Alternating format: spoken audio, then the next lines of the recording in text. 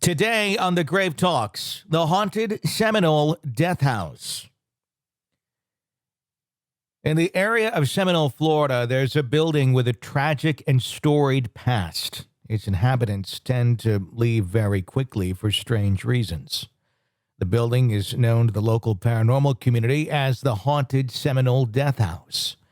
It's been home to countless individuals and families over the years. Lives lived and lives lost to unexpected, unexplained, and bizarre situations. What do the spirits of this house have against those still living? And what lies beneath the haunted Seminole death house? While the property of the haunted Seminole death house lies within a residential community, the specific plot of land where the structure stands is rumored to once have been Native American burial grounds. Do the disturbed graves of the spirits now occupy and haunt this home? On today's episode of the Grave Talks, we talk with a paranormal investigator named Jody Dean about a family who resided in the haunted Seminole death house. Chilling accounts of paranormal activity, including voices calling out in the middle of the night, recounted in vivid detail. Shadow figures roaming the halls, confusing the family as to who was wandering at such late hours, a repressive feeling overcoming the emotions of the family, as well as the tension that the haunting put on the relationships of a family that before this home was at peace and in love. How could such a situation nearly tear people apart to their core? If there was ever a reason to leave a building, the story of the haunted Seminole death house certainly presents one. Let's begin our conversation about the haunted Seminole death house with paranormal investigator Jody Dean. You could say it's the best kept secret for a paranormal investigator. It's not open to the public. There's somebody living there. This is a place that several people have lived for short periods of time. It doesn't seem like anybody stays there for a long time. Friends of ours years ago, whenever I first investigated it, they were having a lot of trouble there, and I know we'll get to that. They had paranormal evidence like I've never seen before. They had things happening there like I've never seen, demonic activity. It almost ripped their marriage apart. They had to get away from the place. They had to sell that place. They put a lot into it, didn't stay there for that long, and had to get rid of it. And now the new people that are living there, they're struggling as well. And that is just the name that we gave it back then, and that's the name it took on, and that's what they call it. Let's go into the history a little bit before we start talking about the haunting occurrences, the family that was dramatically affected by the paranormal. What is the history of the land? What's the history of this property? Man, that's the deepest part of this whole thing. Well, of course, after they didn't know the history at first. They knew what was happening, and that's the stuff they told me. And of course, I investigated it, and then I found out so much. This place was built on an Indian burial ground. It had several deaths there, intentional, accidental, and there were people that committed suicide. There was one that sticks out the most to me was there was not our friends that lived there, but another couple years before they moved in that was home one night just watching TV when all of a sudden a car ran through the front of their house. Guy was drinking, swerving through the neighborhood, went off the road right into this house, and he died on this impact. Shortly after that, the people that live there that witnessed this incident with the car, they were murdered there. This gets really deep. It's intense. It's somebody else moves in at some point and commits suicide there. All this is stuff that, by the way, was not disclosed to our friends when they bought the house. This is stuff that they found out through neighbors, through research, and of course, stuff that I found out. I brought them the most information on the background of the home during my investigation and afterwards. There was things that they found in this home that were old relics. I mean, 100 years old, 150 years old things that were buried around the yard of this home, under the windows. Our friends that moved in, the husband, Mark, he was in construction and he was doing renovations to the home. So he's constantly working inside and outside, and he was finding all these things. And as he was finding these things, the activity was also growing as he was finding them. Paint the picture for us a little bit more, Jody, about the location of the home. Obviously, don't give us the address, but talk about what it's like. What is the setting where this home resides? It's located in Seminole, Florida, and it's in a residential neighborhood. This area has, there's been Indian findings, I guess you could say, of things from old Indian artifacts to Indian mounds, things like that. In this particular area, there has been so many people that have brought to light that this area was built on an Indian burial ground there. There is not a ton of information about it on the internet. I mean, we spent a lot of time finding out everything that we know now, which was pretty tough, but it seems like everybody in that area knows a little bit, and we just kind of had to puzzle it all together. When they physically excavated the land, when they created this community and they built the home, are you aware, was there any knowledge of this being a burial ground? Well, our friends weren't aware of it. And as far as neighbors and stuff go, some people we talked to, they said, when we moved in here, such and such told us that, this used to be an Indian burial ground right here. And I'm talking about the neighbors right next door to the Seminole Death House. And I kind of heard that from a few people across the street and down the road, because I just walked around and pretty much, hey, I don't mean to bother you, but I'm shooting. I'm doing this investigation, and I'm a videographer, and I'm putting this together. I'm trying to find out information. Do you know anything about this? Oh yeah, we've heard about that, but we've never paid too much attention to it. And just so many people know about it, but it doesn't seem like anybody really knew any history, how, when, and it didn't seem like it was affecting anybody else. It was that particular house. So, I mean, I feel like that place may have been built at the core of this.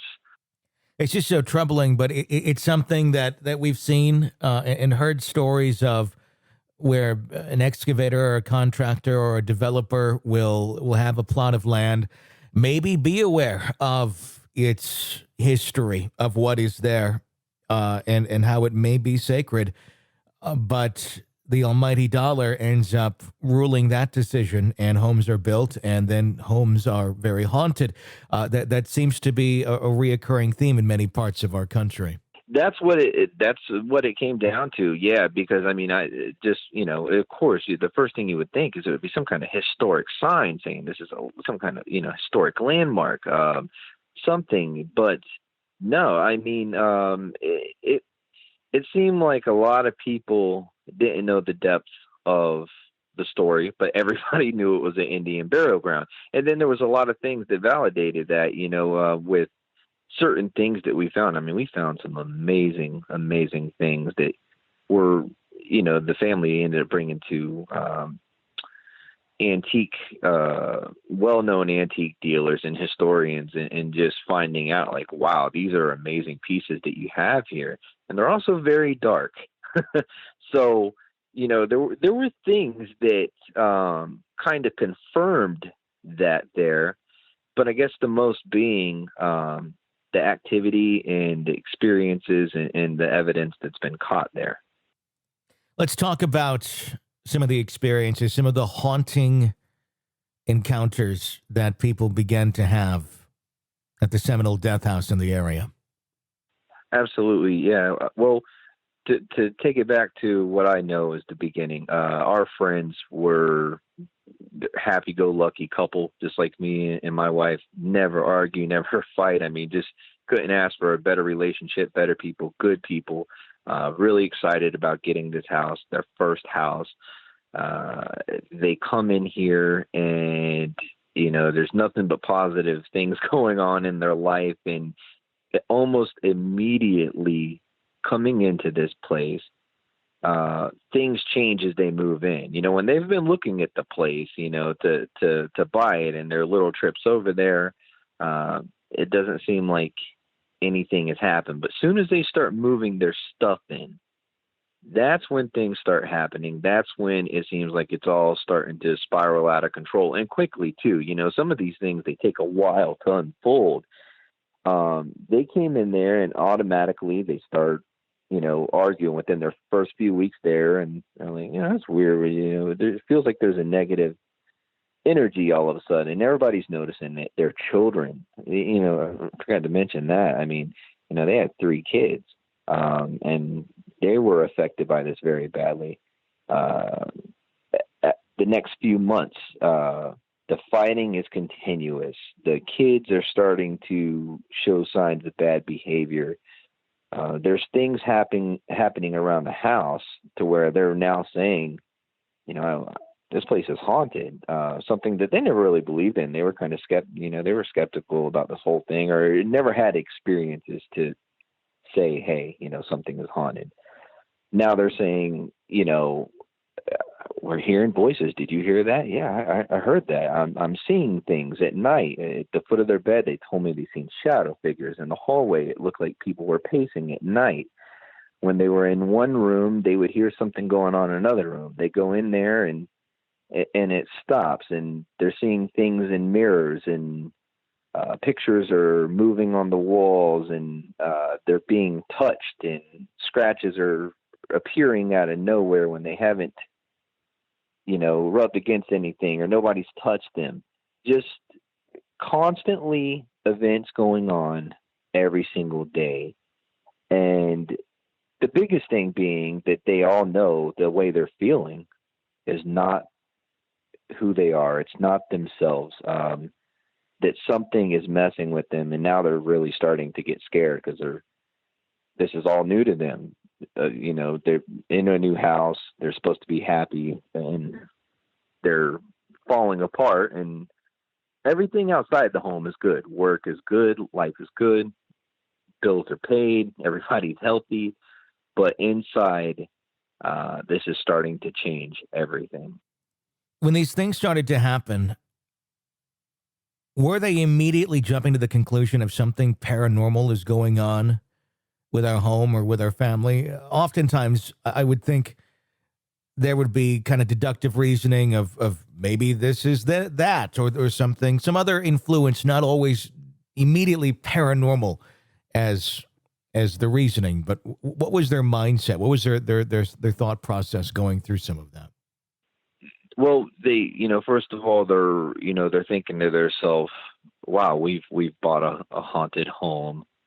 What the heck are we going to do now? Because they're at this point they're believers, and the wife is constantly seeing these shadow people, and I knew what that meant, but she didn't. When she described this, she hadn't been watching any paranormal shows on TV. This is all stuff I questioned her about. She didn't have any experiences in the past. She's basically telling me about these people, and I'm familiar with them because I've at this point in time, I mean, I was doing so many investigations. It pretty much was just my life, well, like it is now. But she's telling me about this, and I know what she's talking about, and I can just feel the fear.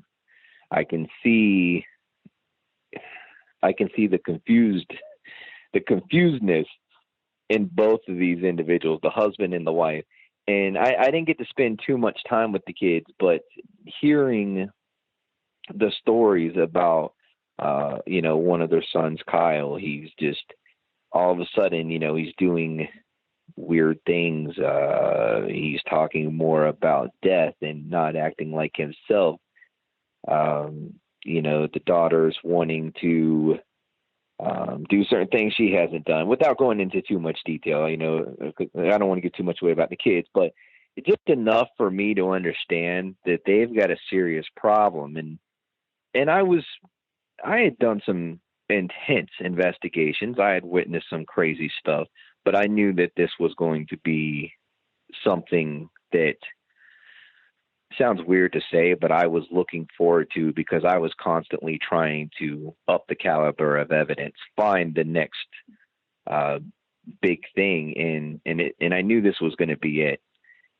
And it was. It not only changed their life, but it changed mine, and that's a big part of this thing.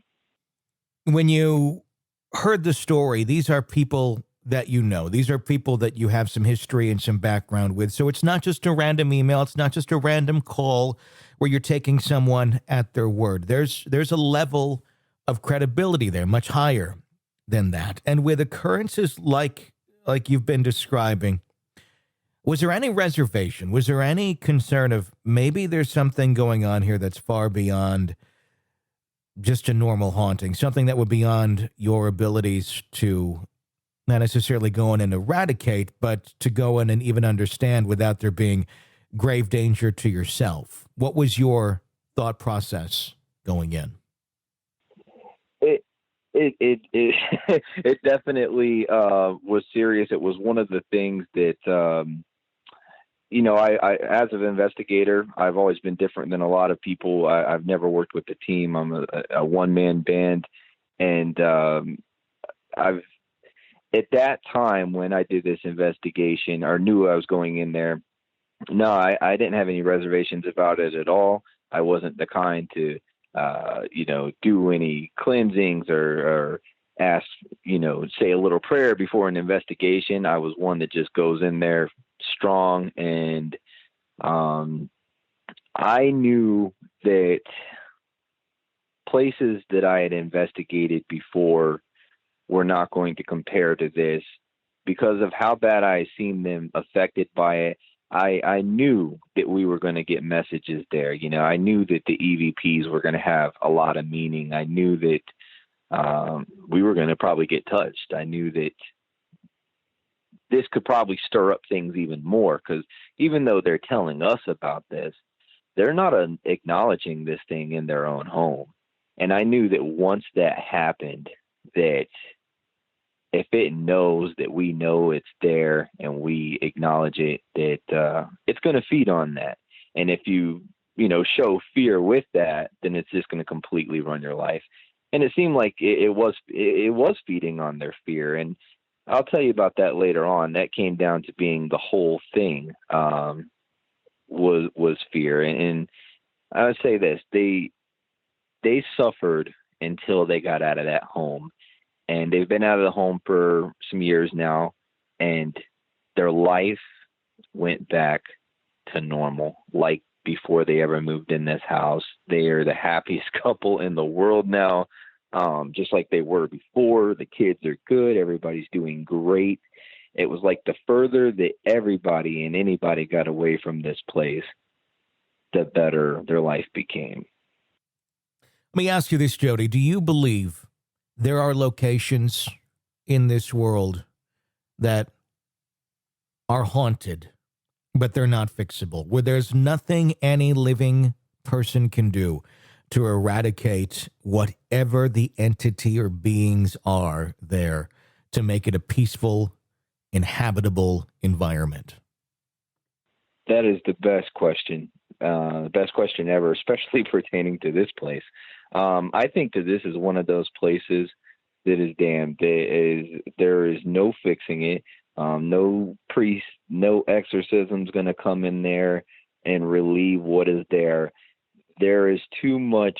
There's there is too much history there, which obviously isn't available to the public as it should be. But we know that there is too much history there, too much energy there from what we may never know. What we do know is what happened there in a short period of time with them.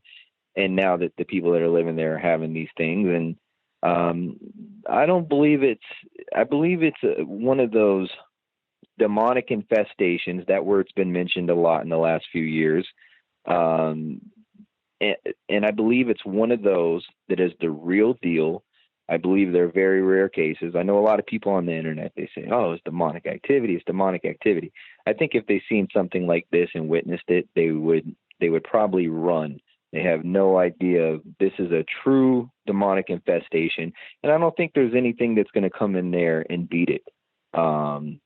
Except people may be able to cope with it for the time being, knowing that these things do feed on fear. If they know if they can control you and get into your mind, they will. If a strong mental person can come in there and stay focused and not care and live their life and really just constantly have that mental block towards this negativity, they can cope with this. Which is, I was kind of saving that for another question, but I will tell you that's how I beat what happened from me investigating this place. This place came into my life after I investigated it. I've been doing this 8 years now, have 600 investigations under my belt, and I can tell you that nothing compares to this place. And I've done a lot of places. This place affected me for 6 months after I did it. And I learned how to beat it, but if I wouldn't have, I was falling apart just like they were. Something from there followed me home.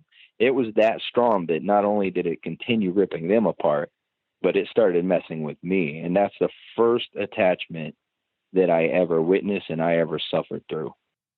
Tell me more about the investigation when you went in. What did you experience in greater detail?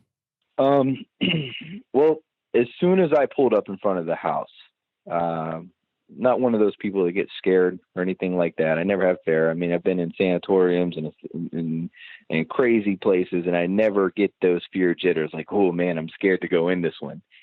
And this house that looks like a normal house, I pull up in front of it that day and something just crawled all over me, man. Like, this is a big mistake.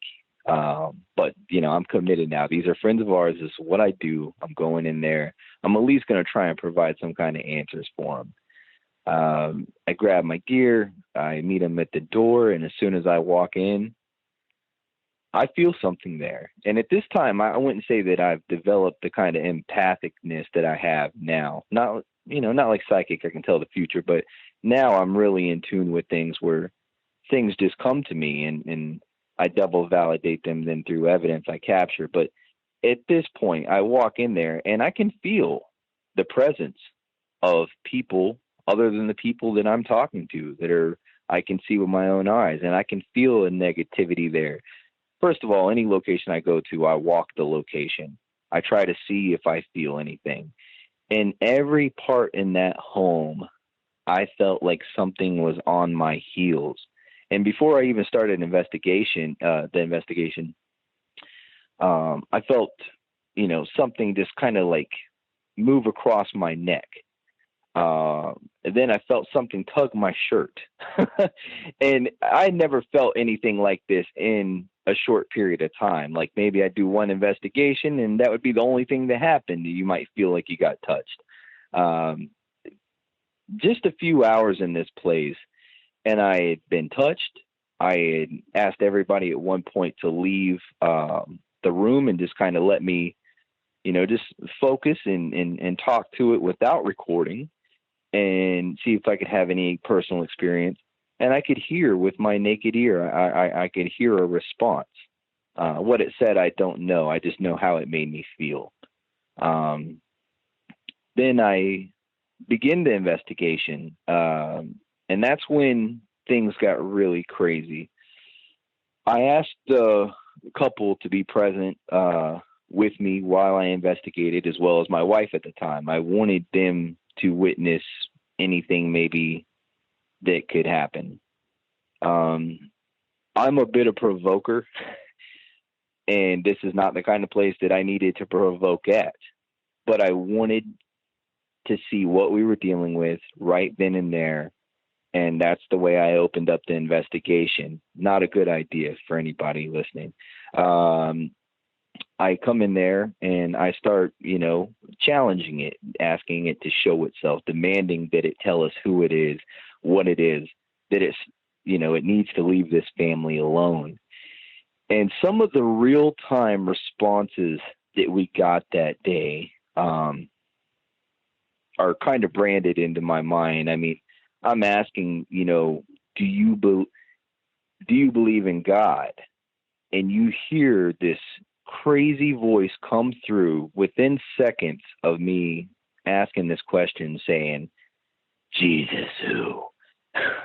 I mean, and it sent chills down our spine. I mean, and a lot of people, that don't know how the spirit box works, I kind of explained this to this couple, like this is a way that we can hear in real time if spirits communicate with us, because their energy, they communicate through frequency, and we're listening for responses to our questions. And we want to make sure that the sweeps are going underneath the voice, that the voice isn't blocking out the sweeps, because then that could be radio. So I explained this to them, and all these responses that we're getting are almost immediately after my questions, several sweeps under these voices, validating that they are legit. And you hear at one point, the kids were in one of the bedrooms to the far back of the home. And you hear the father, which is in the room with me, say, hey, I'm going to go in there real quick and tell them to settle down. And on the spirit box, that same voice that said, Jesus, who? You hear the voice say, go in there. And so at this point right now, I'm like, can you tell the kids to maybe go to the neighbors or something? I feel like, we need to go in here and check it out. I go in there and I ask, were you murdered in here?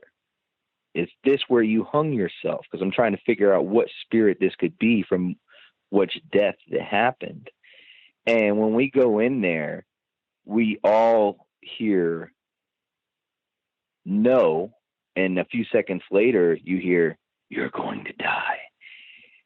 It was something out of a movie, and something that I'm sure all of us, till this day, like, we talk about it, like, you cannot believe the responses that came through.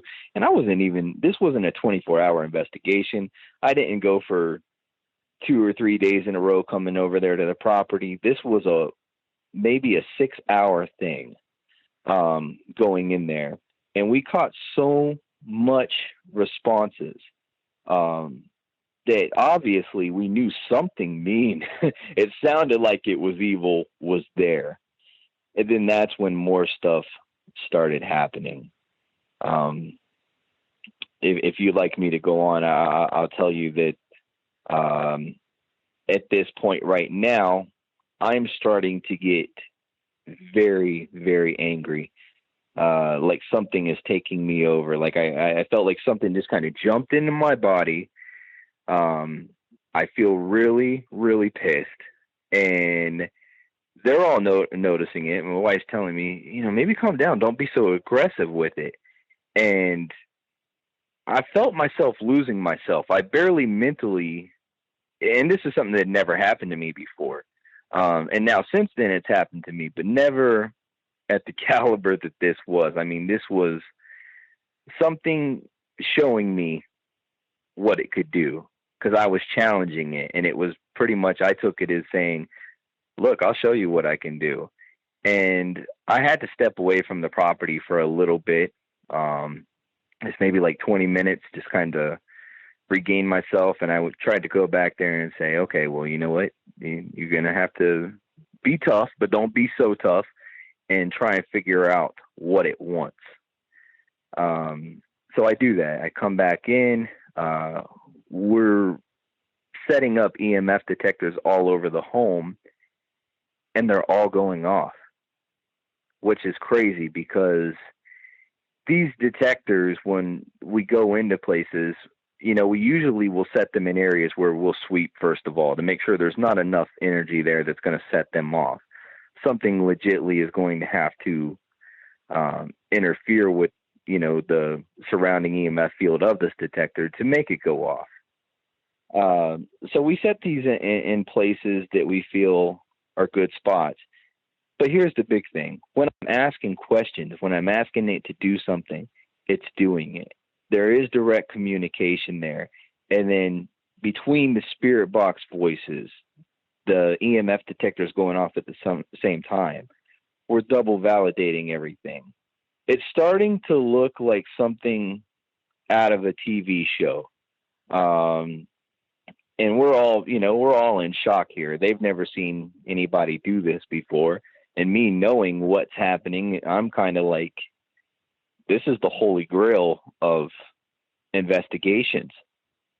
And it just kind of spiraled out of control for the rest of the evening. Everybody started getting angry. Towards the 6th hour of the investigation, the husband was like, we can't do no more of this. We got to shut it down. It seemed like he got upset and needed to just kind of be alone. He needed us to wrap things up. And of course, we left with a ton of digital voice recorders, a few digital voice recorders with tons of recordings from that just over the next few weeks, we come to find out that we've caught so many EVPs in different rooms that we weren't even asking questions in, that we had left. And we're hearing different tones, different voices. And looking at all the evidence in a whole, I'm just blown away. Like, basically, you just took like 20 of these paranormal shows and crammed them into, one investigation, and you've got so many responses and nothing good. There was nothing, can you help me? Can you hear me? It was all die, kill, the words rape, hung, things that just you look at and you can't say anything else but, you know what? There's something very bad there, and there's a lot of it. When you got that message and you got that direct threat from something on the other side of you're going to die, what makes you continue on?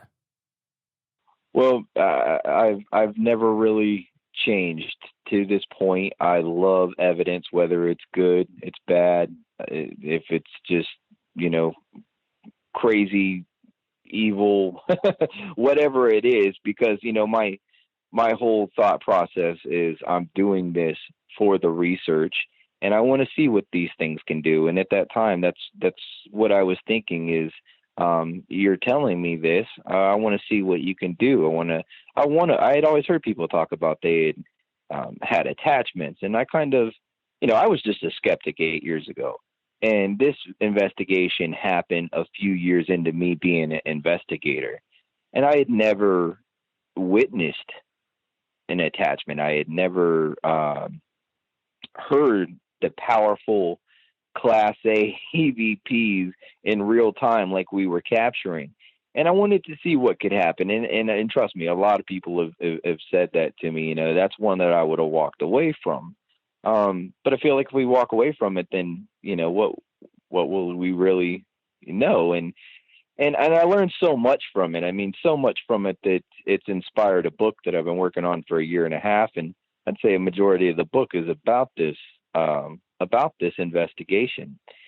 But that was just my whole thought was, what, I need to do this and I need to bring them some kind of evidence. And at that time, what I would do is I would investigate a place. I would put all the evidence together, pretty much like what I do now for my channel, but I didn't put it out there for the world to see. I would just put it out there for the people I was trying to help. And that's why I stayed, so I could have something for them and something for myself to know. And when they seen the evidence, of course, they we're like, we need to put this place up for sale, because not only do we know what's going on and see it, but now hearing all this laid out like it is, it's freaking terrifying. After that first night in that house, after that one night of sheer terror, did you ever return to the home? Were you ever able to return to the home to investigate further? I did not. I wanted to, and I didn't want to. I even had a little episode there for coming weeks after, to where I would go to turn down the street and I couldn't. And then there was a few times where I made it down the street and just drove past the place. I couldn't stop. And it was because at that time, I guess I felt like what had followed me home that was just started unraveling right away.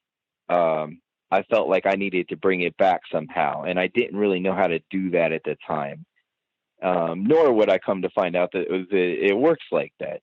But I kept on wanting to go back, and I'm sure I was welcome, but I couldn't. You had mentioned you felt there was an attachment that occurred to you after that night or during that night, and then followed you home and into your everyday life. Tell us more about that.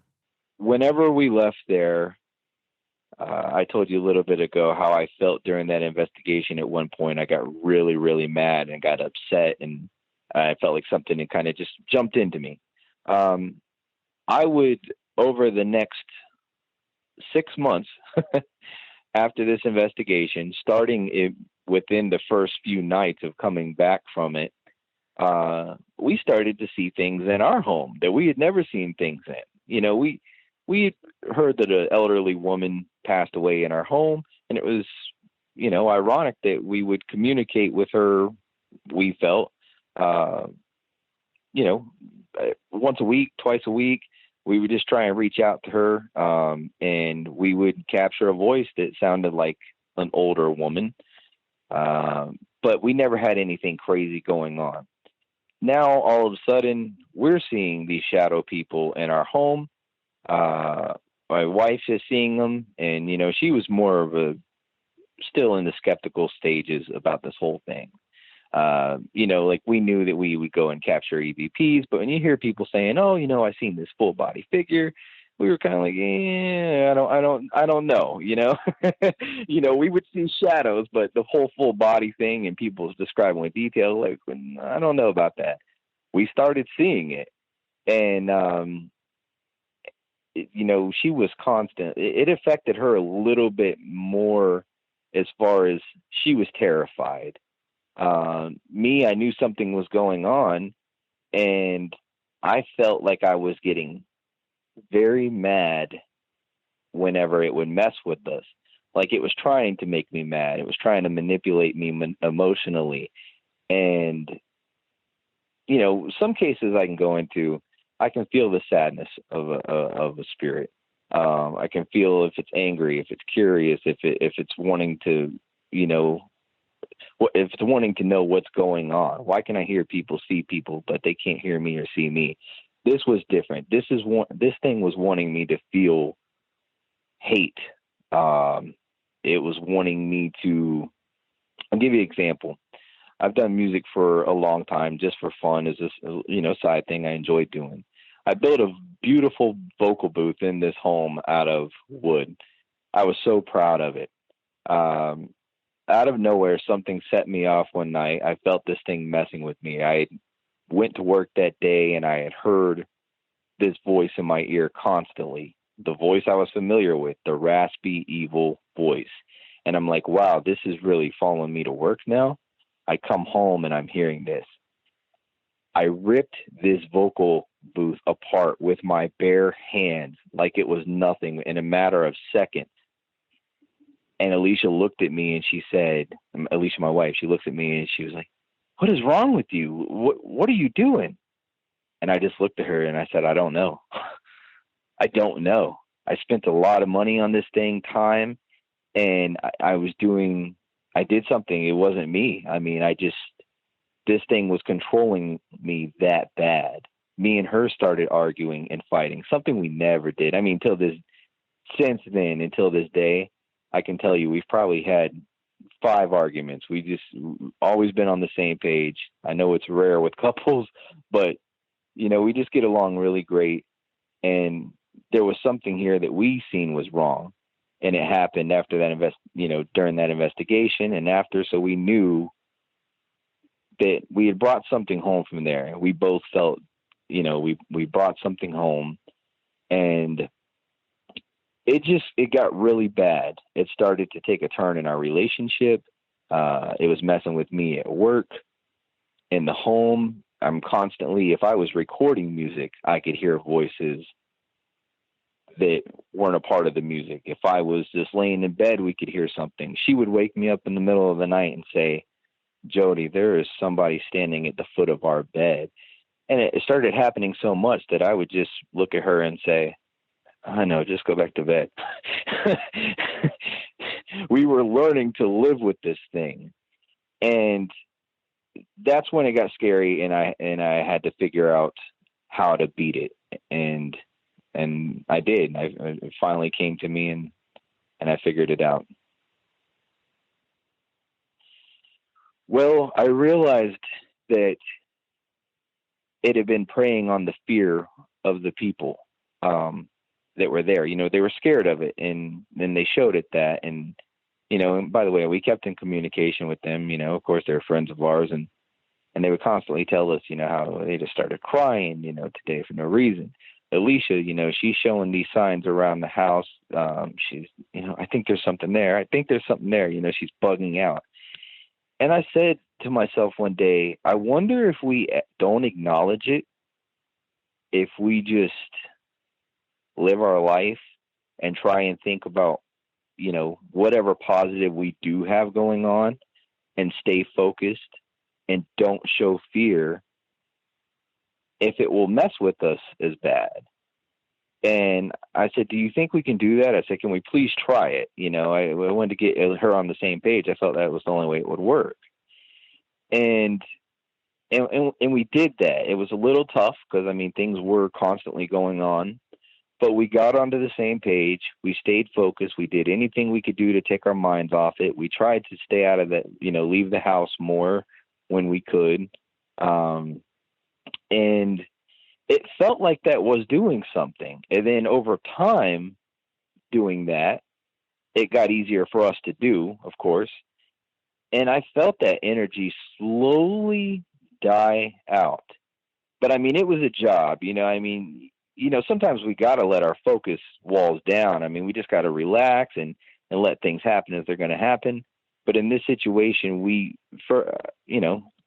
about the 4th month into this happening to us is when we started doing this. And it took about 2 months, and it slowly died out. And then we moved from there, and ever since then, everything has been great. And I go into investigations now with that wall up compared to how back then, it was just guards down. Now I kind of know I still will provoke. I still will do certain things to capture activity, but I keep the mental wall up and say, this is what you got to do to make sure if something does grab a hold of you, there's enough of you still there to say, look, you're not going to control me all the way. You've got to push it out. And I found out, and I write a lot about that in this one chapter of my book, how it's all about fear. I really think that it is. Without fear, they have nothing. Because if you're not scared of them and they can't control you, then technically they can't hurt you. After it wasn't being fed, so to speak, do you think it moved on? Do you think it went to someone else? Do you think it was eradicated? How would you describe your feelings as to where this energy, this entity went? I think that it is somewhere. I don't know how near, somewhere in the balance, where I will say this: occasionally, once in a blue moon, I will hear the same voice that I heard at that investigation that day come through my spirit box. And I've only had about 7 or 8 new spirit boxes since then. So there's something, whether it was what followed us or it's always been here since then. I think it's lingered around a little bit to see if there might be a window open. Or, I believe a lot in transferable energy, and it's possible that sometimes when I open up these windows or do certain things that that they can know that I'm trying to communicate with them, and maybe they find me again. Whatever the case may be, it does show an appearance once in a blue moon. It just doesn't affect us no more. There's been a lot of times where I've been doing a live stream or something, and and I'll hear, as I said, the voices come through, and I just haven't had anything like what happened to us then happen since then. After going through what you went through that one night and then the subsequent time after, where you were followed by something that was trying to hold you back, something that was trying to repress you, and essentially put you into a depressive state. That's what these things try to do. They try to eat away at our well-being. Do you have any reservations? Say you were to be called up tomorrow by another trusted friend or someone in general, that you can validate the story a bit and realize how serious of a haunting it may be, whether it be at the level of that house or even worse. Is there any hesitation with you in going back into a situation to investigate that could potentially hold something very dark that could, in fact, attach itself to you again? Absolutely not. No, I've never learned my lesson, and I never will. I absolutely love this, good or bad. I've said it so many times. I know now. Since then, I have had attachments and stuff, and there are ones that I have welcomed. I mean, I literally have done investigations just trying to get attached, and I tell you for why. I know that sounds crazy. But, in the research, and especially for writing the book, I wanted to learn everything that I could about these, but keeping that mental wall up that I've talked about.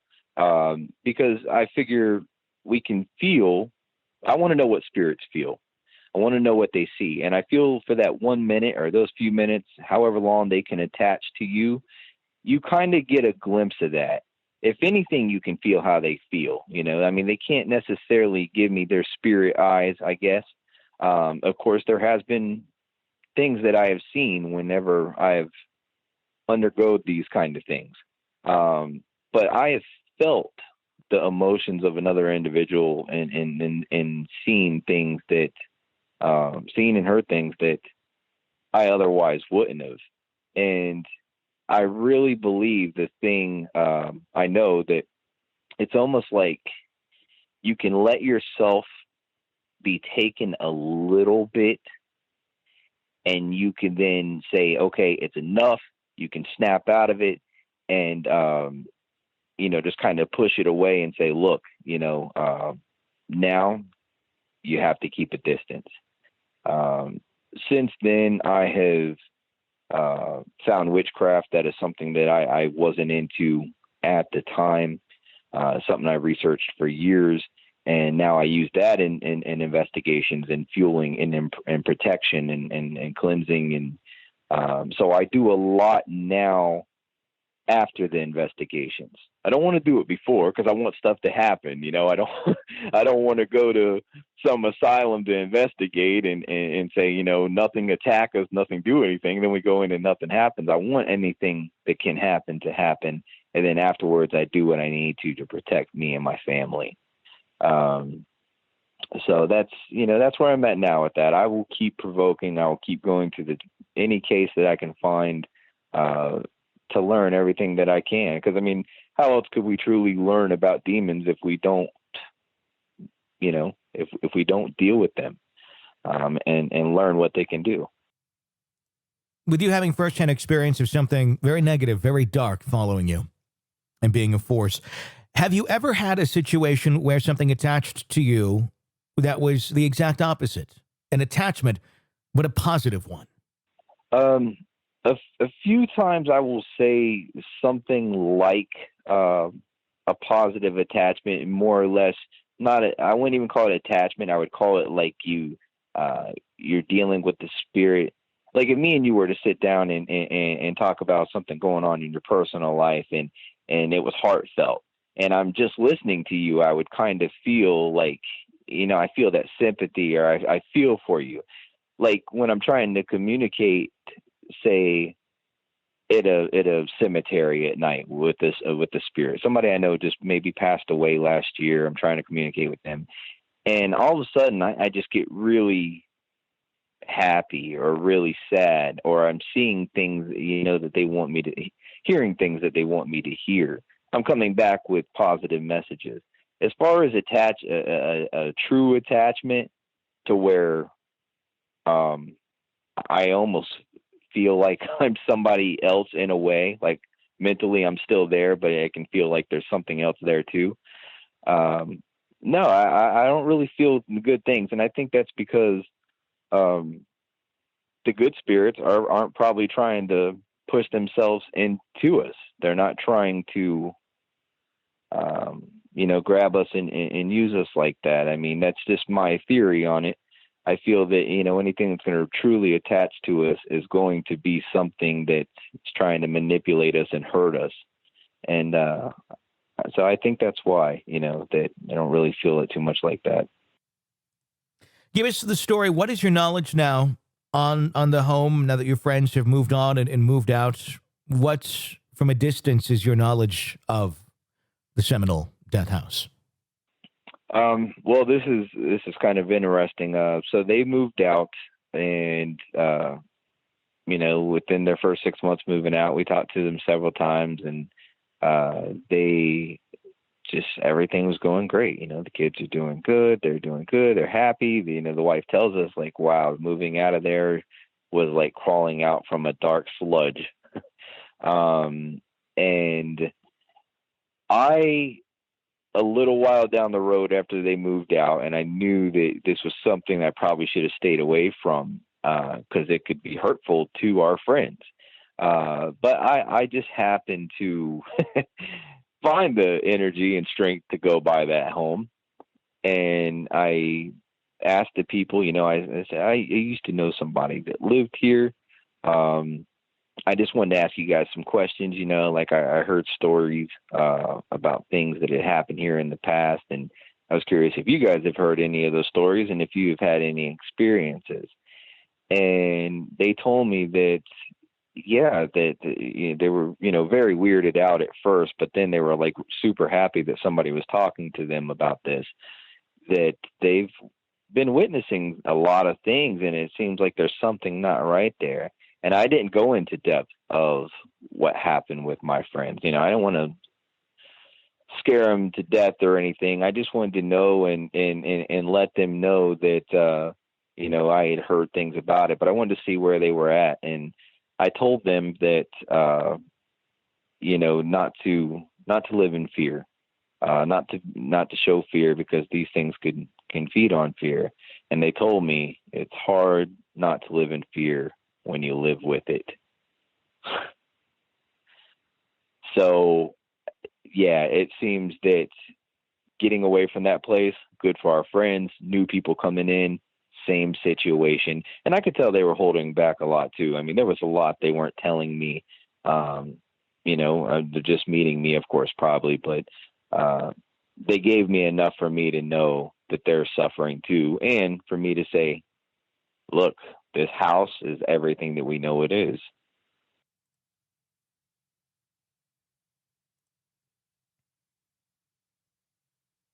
To find out more about the Seminole Death House and Jody's investigations and videos, you can visit his website at huntingthedead.com.